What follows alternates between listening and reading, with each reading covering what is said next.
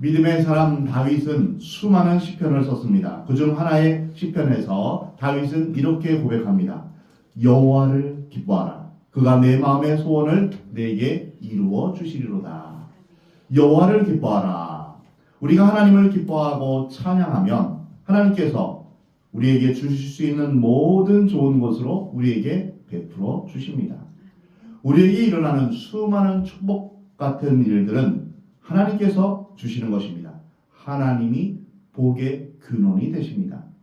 우리가 생각하기를 내 능력과 내 노력과 내 수고로 무엇을 이루는 것 같지만 사실 하나님께서 허락하시고 베풀어 주셔야 합니다. 기적이 일어나거나 기도응답 역시 내가 간절히 바란다고 이루어지는 것이 아닙니다. 알라딘의 요술 램프가 아니라는 것이죠. 내가 뭐 하고 싶다. 내 소원이 이루어지는 것. 이것이 기도응답이 아닙니다. 기도응답은 하나님의 손 안에서 하나님이 원하시는 뜻 안에서 이루어지는 것입니다. 신앙생활은 임마누엘의 하나님, 우리와 함께 하시는 그 예수님이 오셔서 만져주실 때 비로소 시작됩니다. 예수님의 터치, 예수님의 손 안에서 기적은 시작되는 것입니다. 예수님이 찾아오셔서 만져주실 때 비로소 기적은 시작되는 것입니다. 예수님은 이스라엘의 고위 관료이며 지성인이었던 니고데모에게 거듭남에 대해서 알려주셨습니다. 그리고 이름도 없고 교육도 제대로 받지 못한 채 남편을 5이나 둔 부끄러운 삶을 살고 있던 사마리아의 수강마을에 사는 여인에게 찾아가셔서 영원히 목마르지 않는 생수를 주시겠다라고 약속하셨습니다. 또한 38년 동안 병석에 누워 절망하던 병자에게 오셔서 일어나 내 자리를 들고 걸어가라 하시며 치유의 기적을 베풀어 주셨습니다. 그리고 오늘 본문 말씀을 통해서 보리떡 5개와 물고기 2마리로 남자 어른만 5,000명을 배불리 먹이며 남은 조각을 12바구니에 거두시는 그러한 사건을 우리는 보게 됩니다. 요한복음 3장과 4장을 보면 예수님께서 인간의 영혼에 대해서 깊은 관심을 가지고 계신 것을 보게 됩니다. 니고데모나 사마리아 수가성 여인을 대하실 때 예수님은 그들의 영혼에 관심을 가지셨습니다. 이어서 요한복음 5장은 오래된 병자의 육체적인 질병을 고쳐주셨고 오늘 본문인 요한복음 6장은 굶주린 사람들을 배불리 먹이시는 것을 보게 됩니다. 따라서 예수님은 인간의 필요를 아시고 채워주시되 인간의 영적인 필요뿐 아니라 육체적인 필요까지 채워주시는 분임을 우리는 보게 됩니다. 사람이라면 누구나 육체적으로나 정신적으로 영적으로 많은 문제를 가지고 있습니다. 인생의 어려운 문제라는 덫에 걸려 빠져나오지 못해 괴로워하고 방황하고 있습니다. 이때 예수님이 오셔서 우리의 모든 필요를 아시고 고쳐주시며 회복시켜 주시는 것입니다. 오늘 본문 1, 2절 말씀에 그 후에 예수께서 디베레 갈릴리 바다 건너편으로 가시매 큰 무리가 따르니 이는 병자들에게 행하시는 표적을 보았음이로라. 예수님이 가시는 곳마다 사람들이 구름대처럼 몰려들었고 그들은 며칠씩 예수님을 따라다녔습니다. 그들이 예수님을 찾아간 이유는 하나님 나라에 관심을 가져서도 아니고 영적 진리를 배우고자 함도 아니었습니다. 예수님이 병든 사람을 고치시는 충격적인 기적을 보았기에 호기심을 갖고 몰려들었던 것입니다. 예수님을 만나면서 자신이 변화될 것은 생각하지 않고 단지 자신들의 욕구와 욕망을 채워줄 대상으로 예수님을 따랐던 것입니다. 오늘 본문 3절에 예수께서 산에 오르사 제자들과 함께 거기 앉으시니 마침 유대인의 명절인 유월절이 가까운지라. 갈릴리 해변에서 조금 높은 언덕에 올라가면 많은 사람이 앉을 수 있는 평지가 있습니다. 예수님은 거기서 허기지고 지쳐있는 무리를 보시면서 먹을 것을 주어야겠다라고 생각하십니다. 예수님은 며칠씩 자신을 따라다니느라 끼니마저 굶고 많이 지쳐있는 그런 무리를 보신 것입니다. 훗날 그들은 예수님을 십자가에 못 박는 데 결정적인 역할을 하지만 지금은 이리저리 왔다 갔다 하면서 목적 없이 움직이는 허상에 불과한 군중들입니다. 이처럼 군중 또는 여론은 바람처럼 왔다가 사라지는 것입니다. 수많은 사람들, 대중들의 생각은 늘 요동치고 변하게 되어 있습니다. 하지만 그럼에도 불구하고 예수님은 목자 없이 방황하고 있는 무리들을 불쌍히 여기셨습니다. 마가복음 8장에서 예수님은 이렇게 말씀하십니다.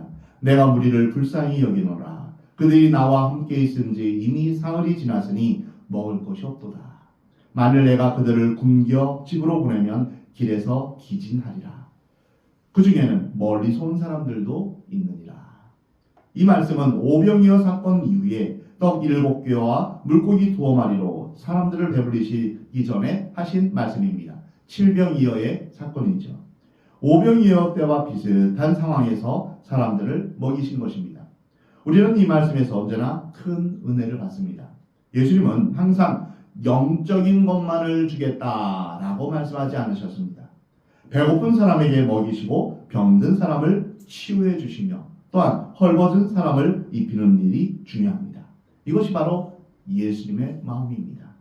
우리는 연약하고 우리의 돌봄을 필요로 하는 사람을 향해서 전인적인 도움, 즉 영적인 필요뿐 아니라 육체의 질병의 치유, 배고픔의 문제 등 함께 그러한 문제도 필요를 채워주는 일을 해야 합니다. 예수님은 인간의 영적인 필요뿐 아니라 육체적인 필요에도 관심을 가지셨습니다. 나를 따라다니는 사람들이 배고프고 기진하니 한 끼 식사라도 먹여 보내야지 라고 생각하신 것입니다. 우리 또한 주변에 배고픈 사람이 있으면 먹이고 헐벗은 사람이 있으면 입히며 병든 사람이 있으면 치료해 주어야 합니다.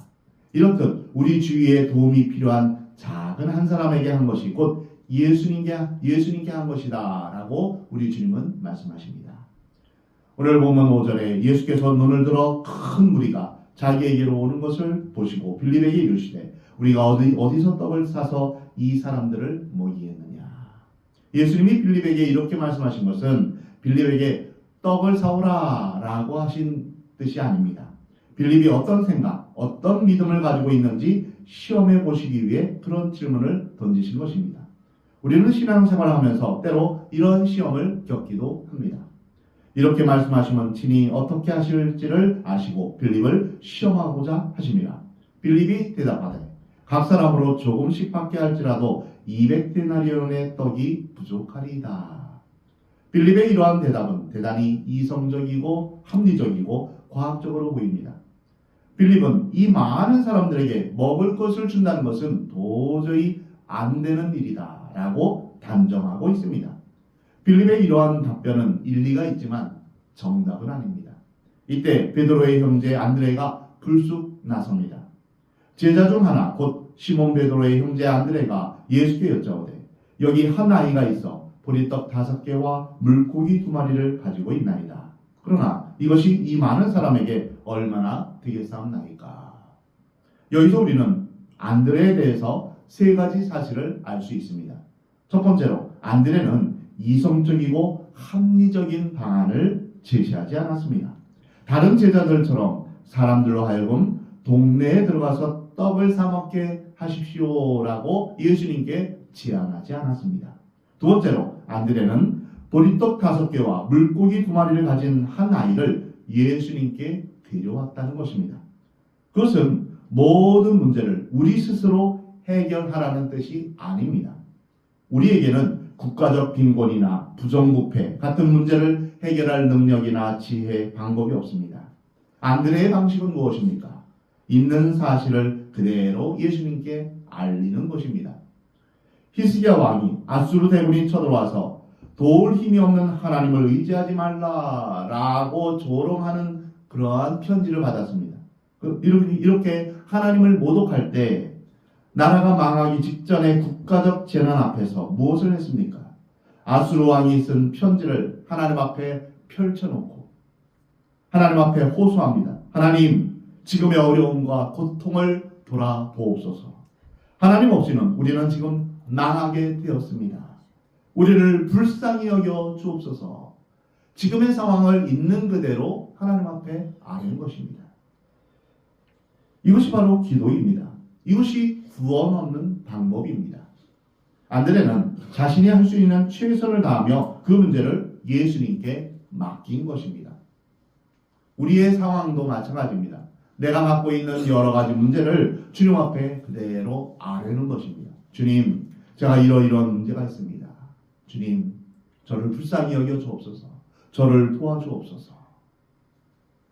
세 번째로, 안드레는 예수님께 문제를 맡겼지만 아이가 가지고 있는 그 적은 양의 음식이 이 큰 무리에게는 어떤 도움을 줄지는 알지 못했습니다. 그러나 이것이 이 많은 사람에게 얼마나 되겠사옵나이까. 안드레는 자신의 속내를 숨기려 하지 않았습니다. 솔직하게 다 말한 것이죠. 우리는 빌립식의 믿음과 안드레식의 믿음을 동시에 볼 수 있습니다. 곧 이성적인 태도와 믿음의 태도입니다. 두 가지 태도의 차이점은 무엇일까요? 빌립은 누구나 할 수 있는 합리적인 말을 했지만 그것은 믿음의 태도가 아니었습니다. 안드레는 이성적으로 말하진 않았지만 예수님이 원하시면 어떠한 기적이라도 일어날 것을 믿고 가능한 최선을 드린 것입니다. 이 아이가 가지고 있는 것이 아무것도 아니다라고 생각했다면 굳이 예수님께 가져가진 않았을 테죠. 그러나 주님이라면 무엇인가 하실 수 있을 것이다. 이것을 믿었던 것입니다. 하나님께서는 우리에게 할 수 없는 일을 하라, 불가능한 것을 도전하라 이렇게 강요하시지 않으십니다. 우리가 가진 시간, 환경, 능력 안에서 최선을 다하라 라는 것이 주님의 뜻입니다. 공부도 안 하고 시험도 안 치르면서 하나님 시험에 붙게 해주세요.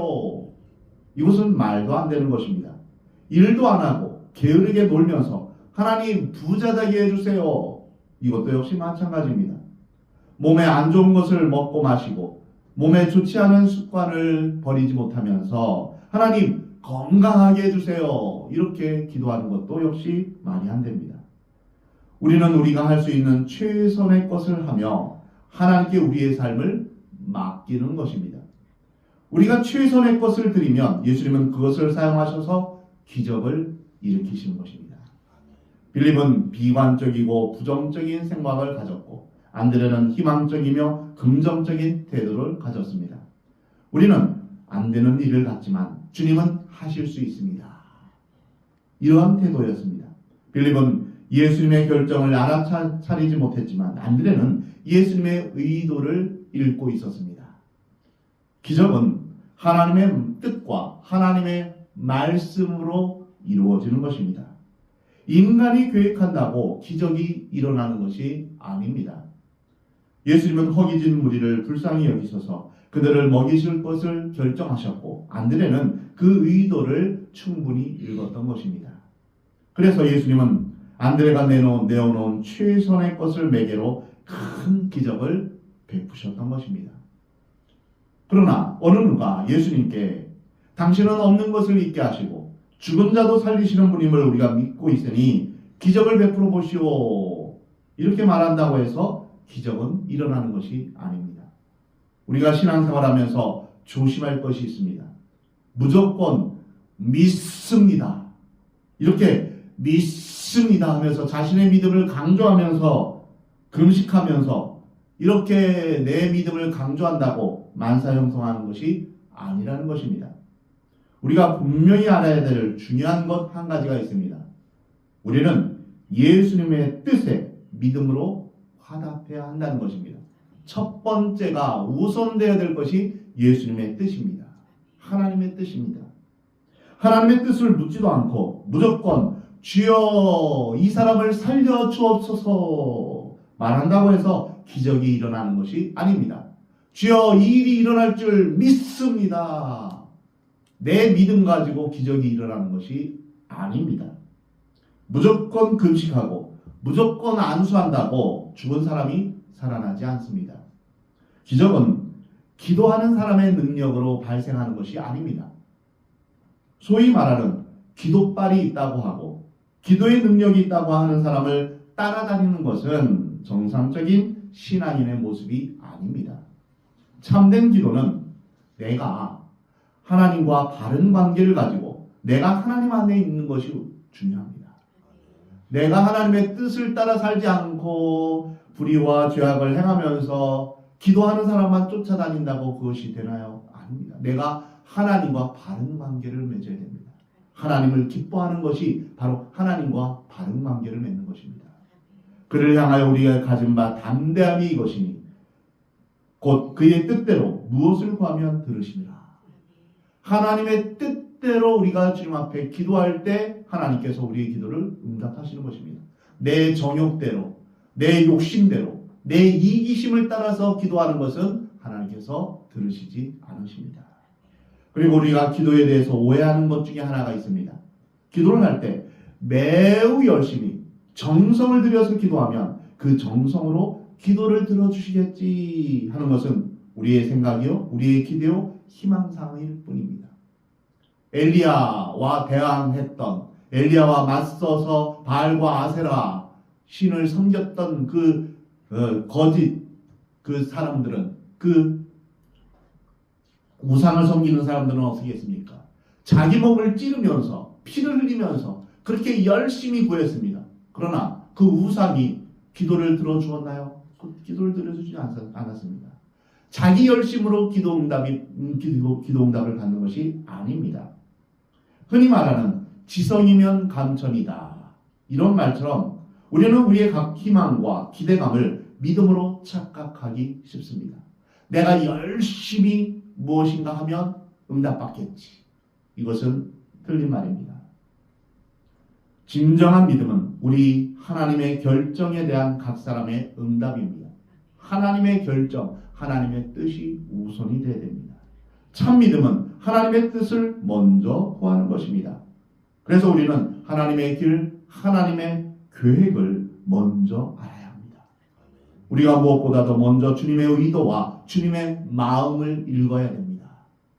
주님은 이 길로 가기를 원하는데 우리는 엉뚱한 것을 구하고 있습니다. 이러면 기도 응답이 되지 않습니다.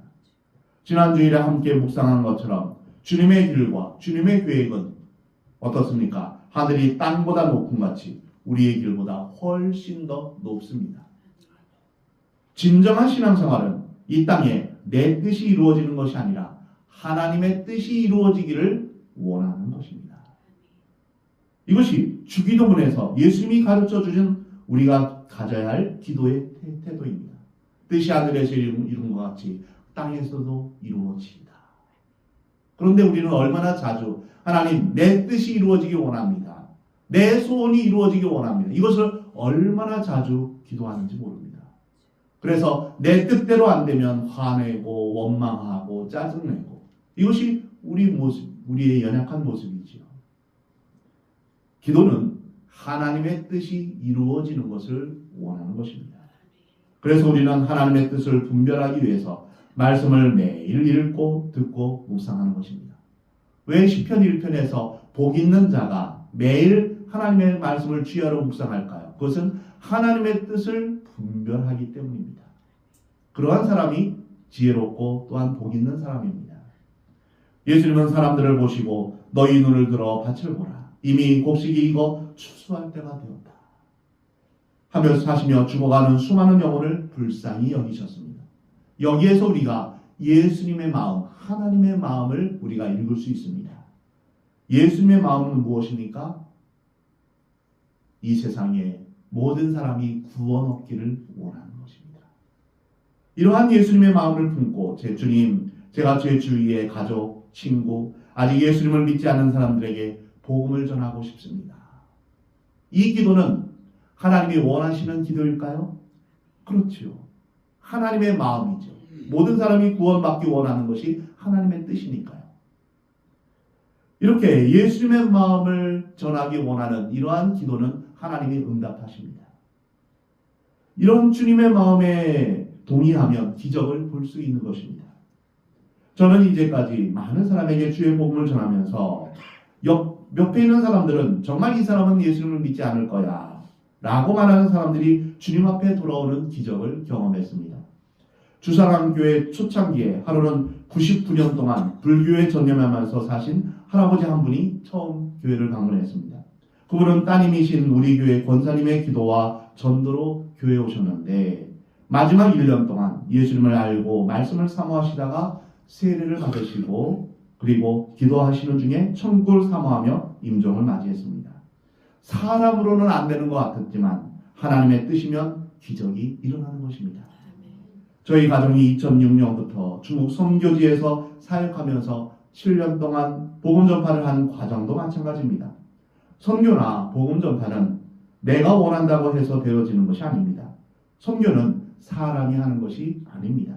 주님의 뜻과 주님의 계획에 사람이 응답하고 또한 사람이 거기에 함께 할 때, 헌신할 때 거기에서 하나님의 계획이 또한 하나님의 선교가 이루어지는 것입니다. 사람이 가서 교회를 세운다고 세워지는 것이 아닙니다. 하나님은 이 세상에 이미 교회를 세우시기를 원하셨습니다. 교회가 세워지는 것을 통해서 하나님의 나라가 이 땅에 이루어지기를 하나님은 원하시는 것이죠. 하나님이 직접 만드신 기관이 두 개가 있는데 바로 가정과 교회입니다. 하나님께서는 이 가정과 교회가 주님 뜻 안에서 온전히 세워지기를 원하십니다. 우리 주사람 교회가 세워지는 과정도 우리 주님께서 이미 계획하셨고 예비하신 것입니다. 우리 인생을 향한 하나님의 계획도 마찬가지입니다. 내가 계획을 세우고 내가 길을 만드는 것이 아니라 나를 향하신 하나님의 뜻과 하나님의 계획을 먼저 묻는 것이 순서입니다. 하나님, 저를 향하여서 하나님이 어떤 계획을 가지고 계십니까? 제가 어떻게 순종해야 할까요? 이것이 참된 기도의 모습입니다. 하나님께서는 우리를 향하신 하나님의 높으신 계획이 있습니다. 그리고 각 사람에게 내가 할 수 있느냐 라고 물으시며 안들에게 하시듯 시험해 보시는 것입니다. 우리 주님이 원하시고 계획하시면 모든 것이 가능해집니다. 나는 불가능해 보일지라도 하나님이 원하시면 가능한 것입니다. 제가 가진 것은 보리떡 5개와 물고기 2마리 뿐이지만 주님의 계획에 동참하겠습니다. 이렇게 말하면 주님은 그것으로 수많은 사람들을 배불리 먹이십니다. 이것이 바로 교회입니다. 내가 가진 재능이나 내가 가진 시간은 보잘것없지만 이것을 통해서 하나님의 뜻이 이루어지길 원합니다. 우리가 가진 소중한 것을 주님 앞에 드릴 때, 최선의 것을 주님 앞에 드릴 때 하나님의 역사는 이루어지는 것입니다. 교회가 어떤 일을 하게 되는 것은 목사가 좋은 아이디어를 많이 가지고 있기 때문이 아닙니다. 교회는 주님이 원하시는 것을 알고 주님이 원하시는 방향으로 움직이는 것입니다. 우리 주님이 선장이 되시고 우리는 주님 안에서 한마음 한뜻으로 충성하는 것입니다. 이러한 교회는 사람이 보기에는 안 될 것 같은 상황에서도 하나님이 역사하셔서 기적이 일어나는 것입니다. 이것이 하나님의 방법이고 하나님을 향한 믿음의 사람의 태도입니다. 예수께서 떡을 가져 축사하신 후에 앉아있는 자들에게 나눠주시고 물고기도 그렇게 그들의 원대로 나눠주십니다. 여기서 우리는 중요한 사실을 하나 발견합니다. 기적은 내가 바란다고 이루어지는 것이 아니라 예수님의 축복 속에서, 예수님이 축사하셨지 않습니까? 예수님의 축복 속에서 예수님의 손 아래에서 이루어지는 것입니다. 예수님의 손에서 기적은 시작되는 것입니다. 우리가 흔히 생각하는 것은 기적은 내가 간절히 바라면 이루어진다, 이런 생각을 흔히 가지고 있습니다. 아닙니다. 기적은 내가 원한다고 이루어지는 것이 아닙니다. 우리가 하나님의 축복에, 하나님의 계획에 동참할 때 일어나는 것입니다. 하나님이 원하시는 뜻에 내가 부합할 때 기적이 일어나는 것입니다. 제가 하나님의 뜻, 하나님의 계획을 믿습니다. 하나님의 의도를 믿습니다. 이렇게 고백하는 것이 믿음입니다. 인간의 필요나 상상, 기대감으로 고백하는 것은 믿음이 아닙니다. 그래서 우리의 기도 제목을 우리는 스스로 잘 점검해 봐야 됩니다. 내가 가진 이 기도가 하나님의 뜻인가 아니면 나의 기대, 나의 소원인가, 이것을 분별할 수 있어야 됩니다. 인간은 하나님의 방법대로 일어나는 기적과 부흥을 잘 이해하지 못합니다. 그러나 인간의 개념이나 공식에 맞지 않아도 하나님의 기적은 항상 일어납니다. 우리보다 훨씬 높으신 하나님의 뜻, 하나님의 계획 속에서 하나님의 손 안에서 기적이 일어나는 것입니다. 그들이 배부른 후에 예수께서 제자들에게 이르시되 남은 조각을 거두고 버리는 것이 없게 하라 하심으로 이에 거두니 보리떡 5개로 먹고 남은 조각이 12바구니에 찼더라. 2000년 전 6월절에 벳세다 빈들에서 가난하고 불쌍한 갈릴리 사람들을 사랑하셔서 그들의 육신적인 필요를 채우신 오병이어의 기적은 오늘 이 시간까지 이어지고 있습니다. 죄와 사망의 권세 아래 짓눌려 살고 있고 절망 가운데 사는 우리 가운데 오신 예수님은 우리를 불쌍히 여기시고 우리 대신 십자가에서 죄값을 치워주셨습니다. 당신의 생명을 십자가에 버리시기까지 우리를 섬겨주셨습니다. 6월절 어린 양이 되셔서 누구든지 예수님의 살과 피를 먹고 마시는 자마다 영생을 얻는 길을 열어놓으신 것입니다. 누구든지 예수님을 믿는 자마다 오병이어 잔치와 같이 풍성하고 배부른 천국 잔치를 경험하게 되는 것입니다. 누구든지 예수님을 믿으면 그렇게 배부르게 오병이어의 그 기적을 경험한 것처럼 예수님 안에서 천국 잔치를 경험하게 되는 것이죠. 사랑하는 성도 여러분, 우리를 위해 이 땅에 오신 예수님, 우리를 위해 살을 지키시고 피를 흘리신 예수님, 우리를 풍성하게 먹이시려 6월절 어린 양이 되신 그 예수님을 믿는다면 이제부터는 우리가 주님을 섬길 차례입니다. 여러분을 통해서 하나님의 기적을 풍성하게 경험하기를 우리 하나님은 원하십니다. 그 기적은 우리가 주님의 뜻을 헤아리고 주님의 뜻 가운데 우리 자신을 내어 맡길 때 일어나는 것입니다. 내가 가지고 있는 최선의 것, 내가 가지고 있는 이 소중한 것을 주님을 위해서 내어드릴 때 하나님의 기적이 일어나게 됩니다. 나는 할 수 없다라고 생각하지만 나보다 훨씬 높으신 하나님의 계획을 믿고 여러분이 가진 조그만 것, 최선의 것을 주님 앞에 내어드리기를 우리 주님은 원하십니다. 그러면 나의 최선, 내가 가진 소중한 것으로 하나님의 풍성하고 놀라운 오병이어와 같은 기적의 현장을 경험하게 될 것입니다. 여러분이 가진 것을 통하여서 내 자신이 변화되고 우리 주위가 변화되며 또한 하나님 나라가 이 땅에 오게 되는 그런 귀하고 놀라운 역사가 우리 주님 앞에서 여러분의 삶 가운데 일어나기를 우리 하나님은 원하십니다.